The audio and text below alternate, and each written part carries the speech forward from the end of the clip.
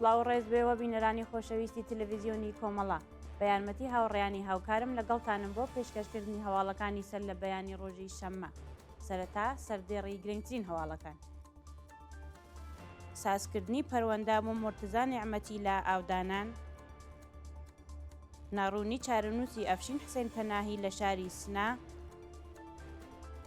ونبوونی شارومەندێکی کورد لە وێندزۆری کانەدا، دەست بەسەرکردنی چەندین شارومەند لە باکوور و ڕۆژئاوای کوردستان،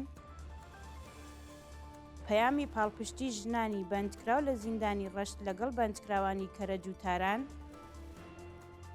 سەپاندنی سزای قورسی زیندان بەسەر 14 بەندکراوی سیاسی و مانگرتن لە خواردنی بەندکراوێکی سیاسی بەلوچ لە زیندانی زاهدان.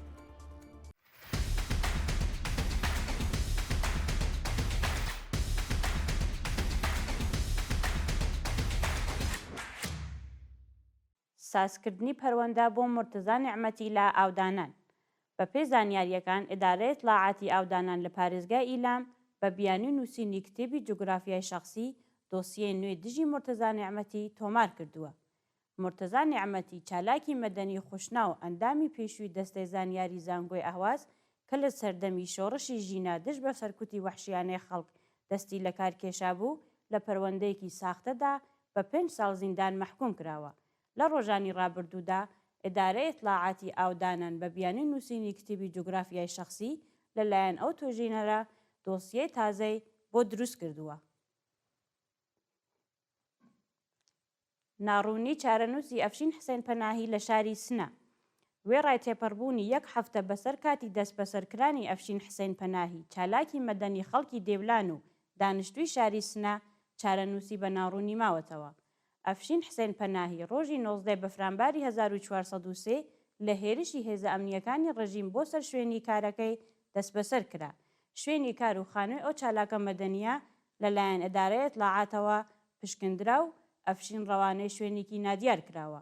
لە ڕۆژانی ڕابردوودا بە دوواداچوونی بنەماڵی ئەفشین حسێن پەناهی بێ ئاکام بووە و زانیاریەک لەسەر چارەنووسی لە بەردەستانیە. ئازادی ژیان میری بەدانانی وەسیقە لە زیندانی سنە. ژیان میری، چالاکی ژینگەی خەڵکی گوندی تەنگیسەری سەر بە شاری سنە، ڕۆژی پێنجشەمبە 27 بەفرانبار بەدانانی وەسیقە لە زیندان ئازاد کرا. ڕۆژی شەممە 22 بەفرانبار ژیان میری بەبێ بەڵگەی قەزایی لەلایەن هێزەکانی حکوومەتەوە دەست بەسەر و بۆ گرتوخانەی ئیطلاعات ڕاگوێزرا. ناوەبراو لە ساڵانی ڕابردووشدا چەند جار بانکێشت و دەست بەسەر کرابوو. ونبوونی شارومەندێکی کورد لە وێندزۆری کانەدا. ڕۆژی 4 ژانوێ 2025 هاوڵاتیەکی خەڵکی سنە بە ناوی شیلان شەهبازیان تەمەن 26 ساڵ لە شاری وێندزۆری سەر بە ئەیالاتی ئۆنتاریۆ کانەدا ون بووە. شیلان شەهبازیان پێشەی جوانکاری بووە و 14 مانگ لە وڵاتی کانەدا مافی پەنابەرێتی وەرگرتووە. ناوبراو هاوکات لەگەڵ کارکردن لە سالۆنی جوانکاری سەرقاڵی فێربوونی زمانی ئینگلیزی بووە، بەڵام ڕۆژی 4 ژانوێ 2025 لە ناکاون بووە و پۆلیسی ئۆنتاریۆ کانەدا ڕۆژی 7 ژانوێ ڕاگەیاندێکی لەسەر ئەو شارومەندە بڵاو کردووەتەوە و بۆ دۆزینەوەی داوای یارمەتی لە خەڵک کردووە. دەست بەسەرکردنی چەندین شارومەند لە باکوور و ڕۆژئاوای کوردستان.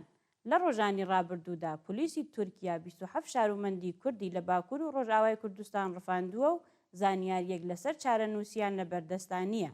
بەپێی راپۆرتەکان 7 شارومەندی کورد لە شارەکانی شرناخ و ڕۆحا لەلایەن پۆلیسی تورکیاوە بە تۆمەتی هاوکاری لەگەڵ گروپی تروریستی دەست بەسەر و ڕادەستی دادگا کراون.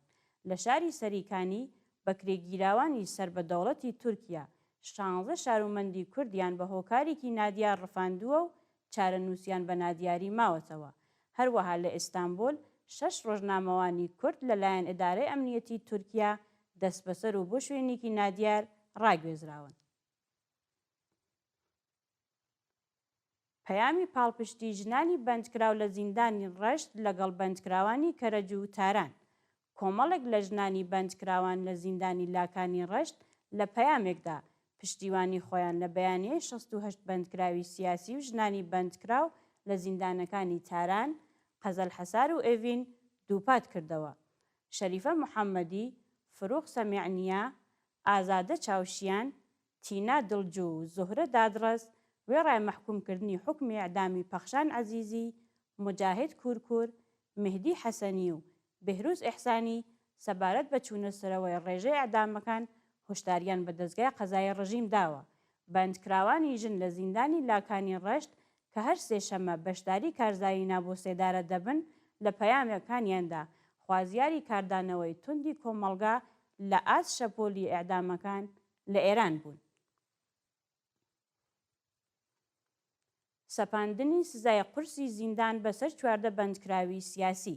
بەپێی راپۆرتی کانونی مافی مرۆڤی ئێران 14 بەندکراوی سیاسی سەرجەم بە 90 ساڵ زیندان و کۆمەڵێک سزای تەکمیلی مەحکوم کراون. بەپێی زانیاریەکان قازی عەباس عەلی حەوزان سەرۆکی لەقی 36 دادگای پێداچوونەوەی تاران وێڕای هەبوونی 50 دۆسیە جیاجیا لە ماوەی 7 ڕۆژدا سزای 90 ساڵ زیندانی بەسەر مرتەزا پەروین، ودود ئەسەدی، حسەین پیری، عەبدولعەزیز عەزیمی قەدیم، محەممەد ڕەزا ئەمانی نادارلی، باقل حاجیزادە، ئەیاز سێفخاح، کەماڵ نووری، تاهر تەقەوی، سالار تاهر ئەفشار، سەعید مینایی، سولەیمان محەممەدی، حەسەن ئیبراهیمی شێران و کەرەم مەردانی مستەعلی بەیگلو سەپاندووە.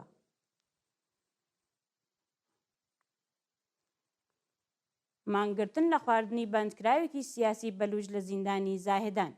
ڕۆژی پێنجشەمبە 27 بەفرانبار بەندکراوێکی سیاسی بەلووج لە زیندانی زاهدان بە ناوی عەلی ئەسغەر ئەمیری تەمەن 34 ساڵ لە ناڕەزایەتی بەنەدانی مەرەخەسی دەرمانی مانی لە خواردن گرت. عەلی ئەسغەر ئەمیری ساڵی 94 هەتاوی لە شاری چابەهار دەست بەسەر کرا. ئەو چالاکە سیاسیە بە تەبلیغ دژی نیزام و هاوکاری لەگەڵ گروپە نەیارەکانی ڕژیم تۆمەتبار و بە سەختی ئەشکەنجە و ئازاردرا. ناوبراو لە بەندی ئەمنیەتی زیندانی ئێڤین زیندانی کراوە و لە دەستڕاگەیشتن بە پارێزەر و چاوپێکەوتن لەگەڵ بنەماڵەکەی بێبەش کراوە. عەلی ئەسغەر لە زینداندا تووشی چەند جۆر نەخۆشی بووە و بەرپرسانی زیندان لەگەڵ پێدانی مەرەخەسی دەرمانی بۆ بەندکراوە سیاسیە دژایەتی دەکەن.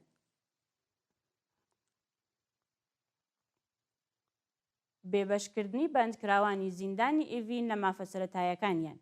بەپێی راپۆرتی ڕێکخراوەکانی مافی مرۆڤ، بەندکراوانی سیاسی ژن لە زیندانی ئێڤین لەلایەن بەرپرسانی زیندانەوە لە مافی چاوپێکەوتن لەگەڵ بنەماڵە و پارێزەرەکانیان بێبەش کراون. بەپێی ئەو راپۆرتە 9 بەندکراوی ژن بە ناوەکانی ئانیشا ئەسەدوڵڵاهی، گوڵڕوخ ئیرایی، ویدا ڕەبانی، زەهرا سەفایی، پەخشان عەزیزی، ئێلاهە فولادی، مۆتەهەرە گونەیی، وریشە مرادی و مەریەم یەحیەوی بە فەرمانی سەرۆکی زیندانی ئێڤین لە دیدار لەگەڵ پارێزەر و بنەماڵەکانیان بێبەش کراون. ماوەیەک لەمەوبەر ئەو 9 بەندکراوە سیاسیە دژ بە سزای سێدارە ناڕەزایەتیان دەربڕیوە، بەڵام بە فەرمانی سەرۆکی زیندان لە مافە سەرەتاییەکانیان بێبەش کراون. و دوایین هەواڵمان سەبارەتە بە بەیانیەی ڕێکخراوی لێبوردنی نێودەوڵەتی بۆ ڕاگررتنی سزای سێدارە لە ئێران. ڕۆژی پێنجشەمبە 27 بەفرانبار ڕێکخراوی لێبوردنی نێودەوڵەتی لە بەیاننامەیەکدا خوازیاری هەڵوەشاندنەوەی سزای سێدارەی پەخشان عەزیزی، وریشە مرادی، مهدی حەسەنی، مجاهید کورکور، عەباس دریس و بێهروز ئیحسانی بوو. لە بەشێکی ئەو بەیاننامەیەدا ڕێکخراوی لێبوردنی نێودەوڵەتی وێڕای ئاماژەدان بە ڕەفاندنی نایاسایی و ڕەوەندەی دادڕەسی نادادپەروانەی ئەو 6 بەندکراوە خوازیاری کۆتایی هێنان بە سیاسەتی سەرکوت، تۆقاندن و ئەشکەنجەی بەندکراوانی سیاسی، هەروەها هەڵوەشاندنەوەی سزای ئیعدام بەگشتی بووە. بینەرانی عەزیز و خۆشەویست، هەواڵەکانتان پێشکەش کرا. هەر شاد و ئاسوودە بن.